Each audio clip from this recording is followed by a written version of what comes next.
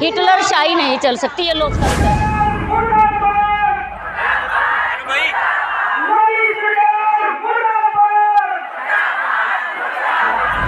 जब एकता होती है तो एकता के आगे झुकना भी पड़ता है। इस देश से अंग्रेज भी भागे थे एकता के दम पे, तो हमारा बुनियादी अधिकार है, उसी पे सरकार हमला कर रही है। सरकार ऐसा ये एक तरह से मानसिक एक दबाव बनाना चाहे, सरकार प्राइवेटाइजेशन करना चाहती है और सरकारी जो संस्थाएं हैं उनको ख़त्म करना, ऐसा नहीं हुआ। हमारे राज्य में तो कई सरकारें ऐसा पहले कर चुकी हैं।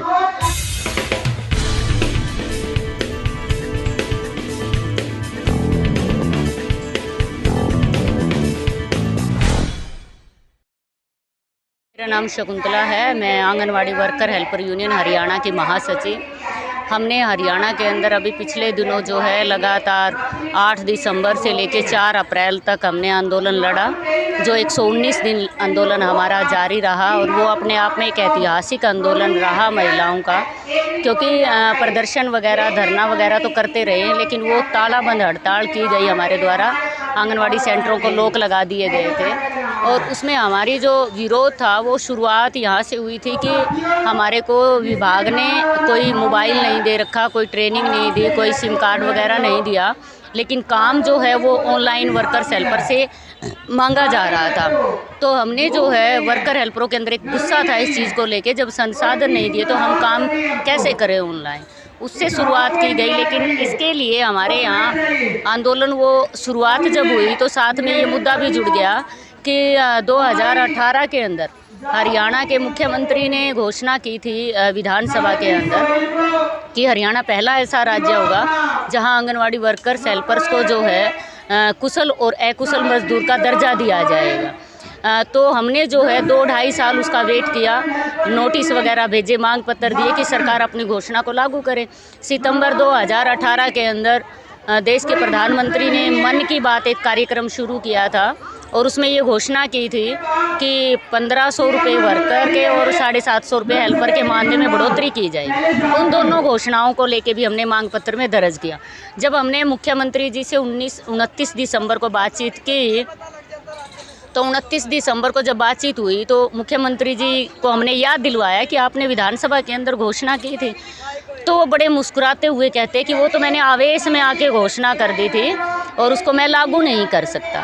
तो हमने कहा कि फिर ये 4 दीवारी के अंदर ही क्यों जवाब दो, जवाब देना है तो पब्लिकली दो, ताकि लोगों को पता चले कि हरियाणा के मुख्यमंत्री ने घोषणा पब्लिकली की और आज इनकार एक बंद कमरे में कर रहा है। उससे फिर और ज़्यादा जो है वर्कर्स हेल्पर्स के अंदर गुस्सा पैदा हुआ और वो लगातार जो है आंदोलन जारी रहा और फिर विधानसभा के अंदर ही मुख्यमंत्री ने उस बात से इनकार किया कि मुझे जानकारी का अभाव नहीं था, इस वजह से मैंने वो घोषणा कर दी थी और मैं ऐसा नहीं कर सकता। वर्कर्स हेल्पर्स के अंदर मानदेय में बढ़ोतरी हुई है, वर्कर्स हेल्पर्स के वहाँ रिटायरमेंट लाभ लागू हमने करवाया इसी आंदोलन के दौरान। वर्कर हेल्पर की अगर मृत्यु हो जाती है, पहले उसके लाभ मतलब आश्रित को कुछ लाभ नहीं दिया जाता था, अभी 3 लाख रुपए वहाँ लागू किया है। प्रमोशन का लागू हुआ है, अभी पहले हेल्पर से वर्कर तो होती थी प्रमोट, लेकिन वर्कर से सुपरवाइज़र प्रमोशन नहीं की जाती थी, उसको अभी लागू किया है वहाँ 50% कोटा। तो बहुत सारी उपलब्धियाँ हमने जो है वहाँ प्राप्त भी किया आंदोलन के दम पे। लेकिन इसी दौरान हमारी 975 आंगनवाड़ी वर्कर हेल्पर की सेवाएं समाप्त की हैं सरकार ने, जिसके विरोध में हम जो है हड़ताल को हमने स्थगित जो किया। विभागीय अधिकारियों ने विश्वास दिलाया था कि हम हड़ताल के दौरान का मानदेय देंगे और जो FIR दर्ज उनको रद्द कर देंगे और जो टर्मिनेट वर्कर हेल्पर उनको बहाल कर देंगे, आप हड़ताल को ख़त्म कीजिए। और हमने जो है 4 अप्रैल को अपनी हड़ताल को स्थगित किया, ख़त्म नहीं की, और हमने 15 दिन का उन्होंने टाइम मांगा था, तो हमने उनको 3 महीने बीत जाने के बाद फिर दोबारा हमने आंदोलन शुरू किया और आंदोलन के दबाव में 600 समथिंग हमारी वर्कर हेल्परों को उन्होंने बहाल कर दिया।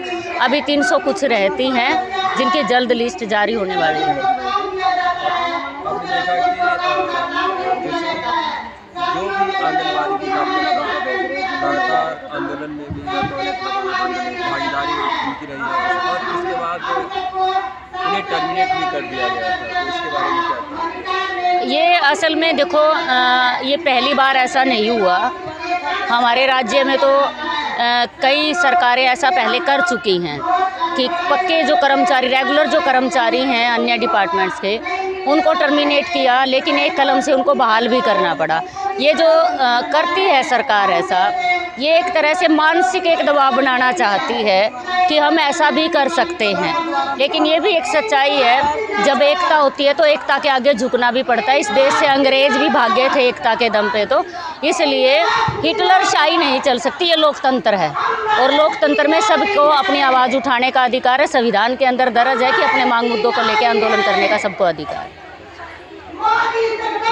अभी आपने कुछ देर पहले एनईपी के ऊपर भी आपने नारा हाँ जी, इसके बारे में ये जो नई शिक्षा नीति सरकार लेके आई है, हम मतलब वो इसकी क्वालिटी एक तरह से गिनवा रही है। लेकिन आप सबको पता है, कोई भी नीति में बदलाव करना है या कोई नई नीति लेके आते हैं, वो राज्यसभा विधानसभा के अंदर उसके ऊपर चर्चा करनी होती है, उसके ऊपर बहस होती है। लेकिन ये सरकार जो नई शिक्षा नीति लेके आई है, इन्होंने खुद उसको जो है एक तरह से पास कर दिया। उस पर कोई कमेंट नहीं, कोई बहसबाजी नहीं। दूसरा, इस पर हमारा ऐतराज़ इसलिए है, इस नई शिक्षा नीति के अंदर ये अभी एक चिराग योजना के नाम से भी सरकार लेके आई है। सरकारी स्कूल के अंदर जो बच्चा पढ़ता है, मैं आपको बता दूं, वो कोई टाटा, बिरला, अंबानी, अडानी का बच्चा नहीं जाता।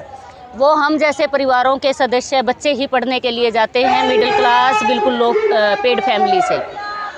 अब अगर उनके पास फीस देने के लिए हो तो क्या वो सरकारी स्कूल में ही जाएंगे? अब सरकार ऐसा करके, जो सरकारी स्कूल बने हुए हैं, कहीं भी बने हुए हैं, अगर हम उनकी जांच पड़ताल करें, हमारे बुजुर्गों ने गांव के अंदर ज़मीनें दे के वो सरकारी स्कूल बनवाए हुए हैं पुराने। अगर हम खंगाले इन चीज़ों को देखें तो उसको जो है आज सरकार ठप करना चाहती है, ख़त्म करना चाहती है इन तमाम चीज़ों को। उस गरीब का बच्चा जो सरकारी स्कूल में जाएगा, नाम चिराग दे दिया, चिराग योजना, उससे सरकार फीस लेगी सरकारी स्कूल में जाने वाले बच्चे से। और वही बच्चा अगर प्राइवेट स्कूल में जाएगा तो उसका खर्च सरकार उठाएगी, उसका खर्चा सरकार देगी प्राइवेट स्कूल में। मतलब सरकारी का हाँ, ना, हाँ, सरकारी स्कूल में जाने पे फीस लगेगी, पेरेंट्स को फीस देनी है। प्राइवेट स्कूल में बच्चे को भेजेगी, सरकार देगी। तो इससे साफ पता चलता है सरकार प्राइवेटाइजेशन करना चाहती है और सरकारी जो संस्थाएं हैं उनको ख़त्म करना चाहती है। ये एक बुनियादी, हम ये कह सकते हैं, शिक्षा, स्वास्थ्य तो हमारा बुनियादी अधिकार है, उसी पे सरकार हमला कर रही है।